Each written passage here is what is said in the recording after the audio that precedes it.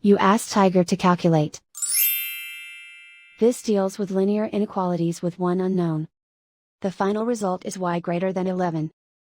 Let's solve it step by step. Swap sides.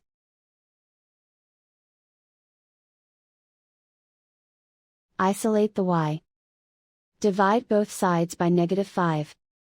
Whenever you multiply or divide by a negative, reverse the inequality sign.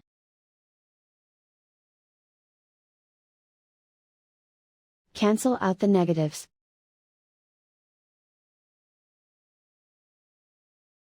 Simplify the fraction.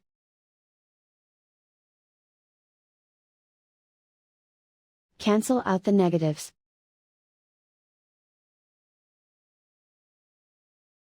Find the greatest common factor of the numerator and denominator.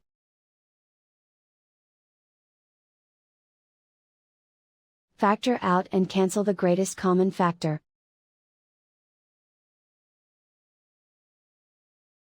Plot the solution on a coordinate grid. And so the final result is y greater than 11.